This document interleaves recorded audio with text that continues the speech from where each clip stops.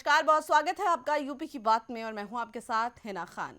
उन्नाव जिले में लकड़ी माफिया हावी हैं। लगातार आम, नीम और शीशम के हरे भरे पेड़ों का अवैध कटान किया जा रहा है, लेकिन वन विभाग के अधिकारी मानो गहरी नींद में सोए हुए हैं।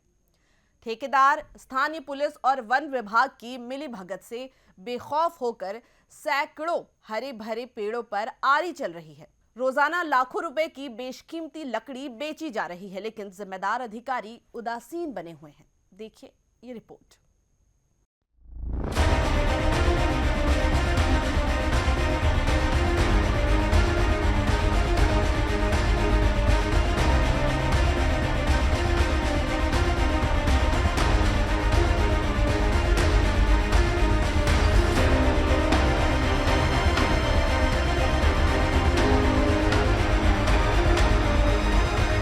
वन माफिया दीमक की तरह हरे भरे पेड़ों को चट कर रही है। बेखौफ होकर उन्नाव जिले के आसीवन थाना क्षेत्र के आसपास हरे भरे और फलदार पेड़ों का कटान किया जा रहा है, लेकिन जिम्मेदार आंख बंद किए हुए बैठे। कटान ठेकेदार थाना आसीवन की मिलीभगत से रोजाना सैकड़ों हरे नीम, आम और शीशम पेड़ कटवाकर लकड़ी के टाल पर बेच रही है। वन माफिया नीरज राठौर धर्मकाटा की आड़ में रोज लाखों रुपए की बेशकीमती लकड़ी कंटेनरों में भरकर दूसरे राज्यों में सप्लाई की जा रही है। ये पूरा गोरखधंधा पुलिस की सरपरस्ती में चल रहा है। उन्नाव, कानपुर और लखनऊ के ठेकेदार लगातार कटान कर रही है। बताया जा रहा है कि वन विभाग के अधिकारियों और स्थानीय पुलिस की मिलीभगत से हरे पेड़ कटवाए जा रहे हैं। पैसे का लेन देन ठेकेदार और लकड़ी के टाल मालिक के माध्यम से होता है।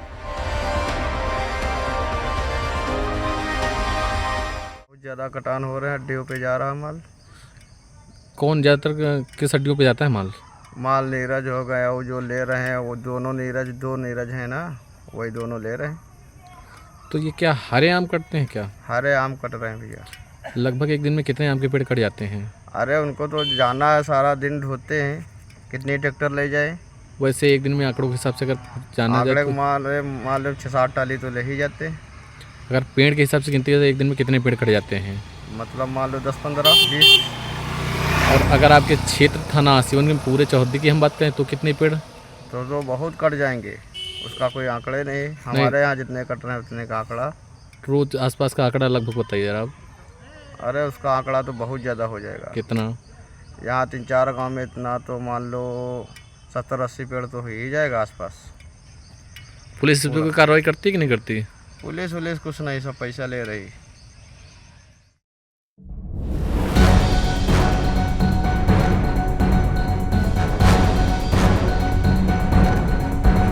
बता दें कि मोहान मियागंज हसनगंज आम बागवानी का एकमात्र स्थान है। अब पूरे इलाके को मानो किसी की नजर सी लग गई है। अवैध रूप से आम, नीम, शीशम और सागवान के पेड़ों का कटान कर रोजाना ठेकेदार और टाल मालिक लाखों रुपए का व्यवसाय कर रहे हैं। इस बात की शिकायत करने पर पुलिस अधिकारियों को भी नागवार गुजर रहा है।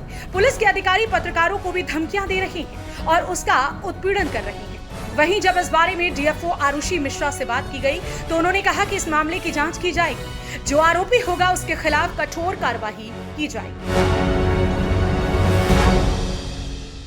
देखिए, पर्यावरण एक ऐसी चीज़ है जो सभी को प्रभावित करती है, लेकिन अगर उसके लिए सब लोग सजग नहीं होंगे तो वो काम एक व्यक्ति द्वारा नहीं किया जा सकता।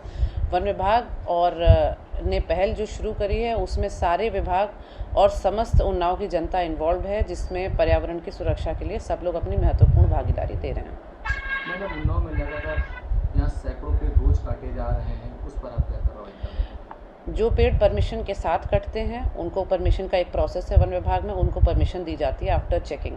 लेकिन अगर ऐसे पेड़ होते हैं जिनमें हमारे संज्ञान में आता है कि अगर बिना परमिशन के काटे जा रहे हैं तो उस पर उचित एक्शन तुरंत लिया जाता है इन्फॉर्मेशन के आने पे।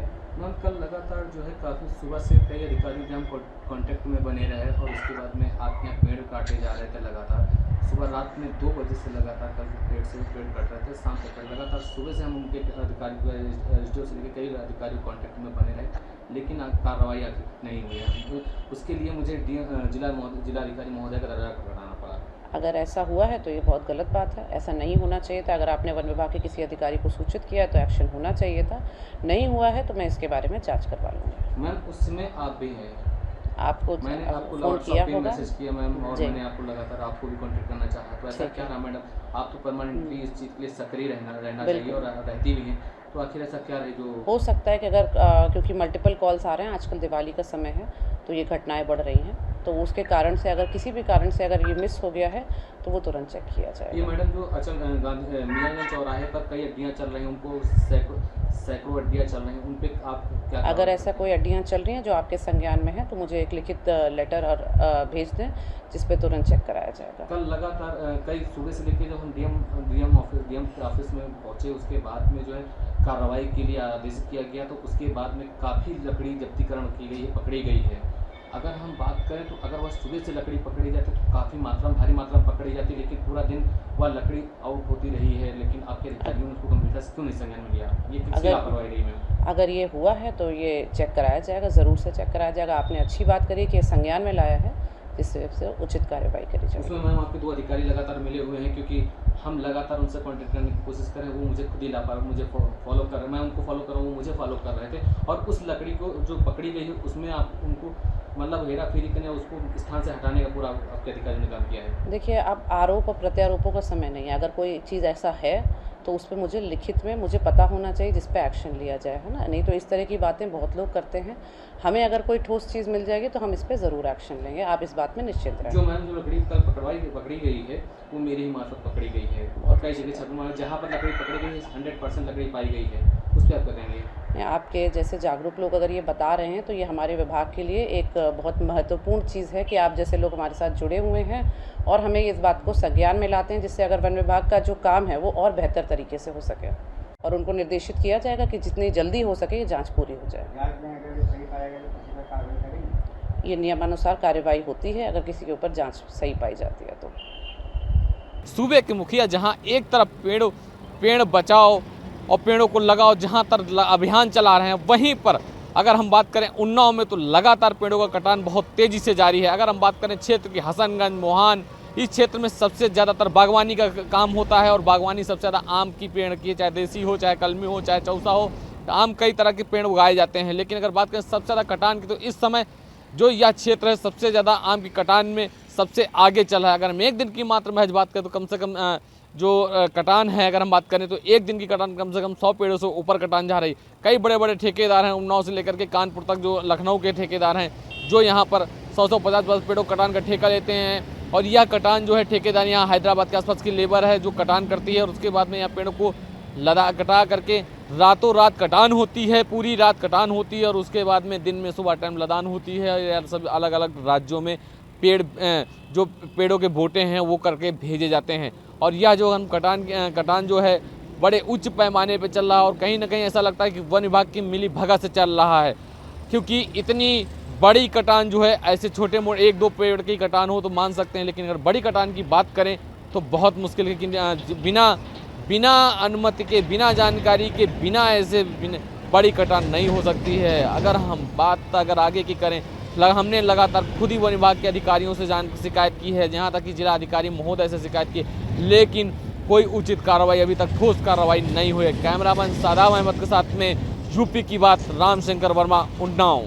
उत्तर प्रदेश के मुखिया योगी आदित्यनाथ मां के नाम पर वृक्षारोपण करवा रहे हैं, लेकिन वन विभाग के अधिकारी पैसा कमाने की लालच में लगातार गैर कानूनी ढंग से हरे भरे फलदार पेड़ों का कटान कर रहे हैं। इससे जहां सरकार को करोड़ों रुपए का चूना लग रहा है, वहीं भ्रष्टाचार को भी बढ़ावा मिल रहा है। फिलहाल देखने वाली बात यह होगी कि हरे भरे पेड़ों के अवैध कटान पर कब तक रोक लग पाएगा। इस खबर में फिलहाल इतना ही। ऐसी तमाम खबरों के लिए आप देखते रहिए यूपी की बात।